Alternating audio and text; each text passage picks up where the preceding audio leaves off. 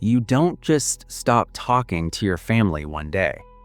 It usually happens after the 100th small disappointment, after the same argument repeats with different words, after you realize you feel calmer when they're not around, and guilty the moment you admit it.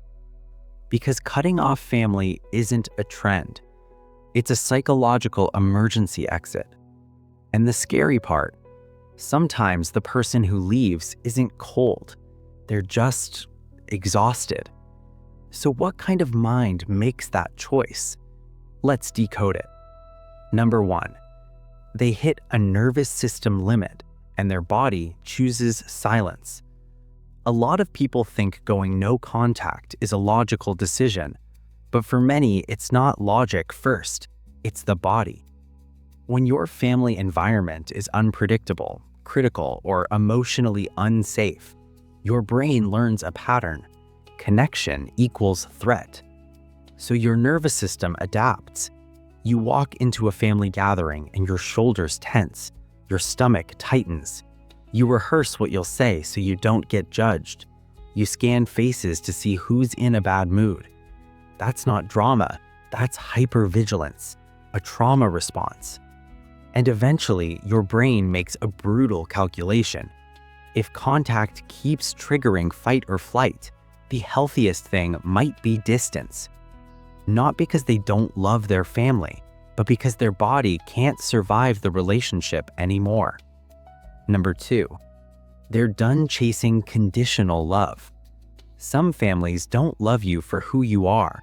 They love you for who you perform as. The good child, the successful one, the quiet one, the one who never makes problems. And at first, you play the role, because as a kid, love feels like oxygen. You'll do anything to breathe. But then you grow up and realize the love has fine print. They respect you when you agree. They praise you when you obey. They're warm when you're useful. That creates a powerful psychological trap. Intermittent reinforcement, the same mechanism that makes gambling addictive. Sometimes you get affection. Sometimes you get criticism. So you keep trying harder, hoping the good version of them comes back. But the person who cuts contact reaches a moment of clarity. I'm not a human to them. I'm a role. And when someone wakes up from that, they don't negotiate. They leave. Number 3, their self-respect finally becomes louder than their guilt. Family guilt is one of the strongest emotional chains on earth. Because guilt isn't just a feeling, it's a belief system. You only get one family. They did their best. How could you abandon them? What will people say? And that's where social comparison theory sneaks in. You look around and see other people posting family dinners, hugs, birthdays, and you think maybe I'm the problem. But here's what changes in the no-contact mindset: emotional intelligence. They start recognizing patterns instead of excuses. They notice how every conversation becomes a courtroom, how their boundaries become attitude, how their pain becomes overreacting. And slowly, self-respect becomes a new rule. If being close to you requires me to shrink, I'd rather be alone. The guilt doesn't vanish, they just stop obeying it. Number 4, they're breaking a family pattern, and patterns fight back. In a lot of families, roles are assigned like invisible contracts. One person is the hero, one is the mess, one is the peacemaker, and one is the scapegoat, the one blamed for everything. And the scapegoat role is especially important for dysfunctional families because it protects the illusion that we're fine. If one person carries all the blame, the system doesn't have to change. So when that person tries to grow, the family often panics. They'll say you've changed. They'll call you selfish. They'll bring up old mistakes. They'll recruit other relatives to pressure you. That's called triangulation. Because the system isn't mad you left.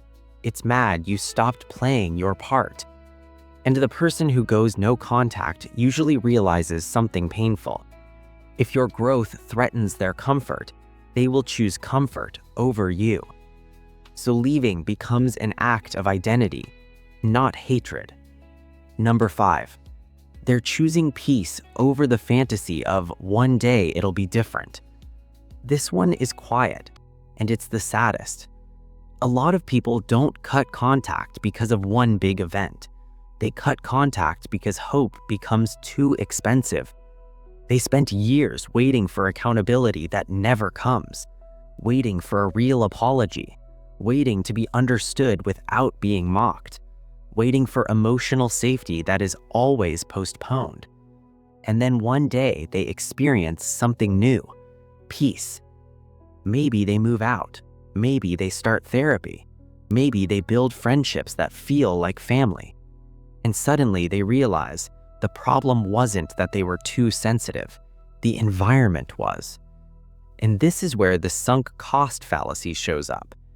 I've already invested so much time, I can't give up now. But the no contact mind flips it. I've already lost too much time, I can't keep paying. So they let go of the fantasy, not because they don't care, but because reality finally matters more than hope. Now, here's the takeaway. Not everyone who cuts off family is right, and not every family is toxic. But if someone disappears, don't assume they're heartless. Sometimes that was the most loving thing they could do for themselves. Because boundaries aren't betrayal, and distance isn't cruelty. Sometimes cutting contact is what happens when a person finally chooses a life where they can breathe. If this hit a little too close, you're not alone. And if you've ever felt guilty for protecting your peace, remember this: healthy love doesn't punish you for having limits.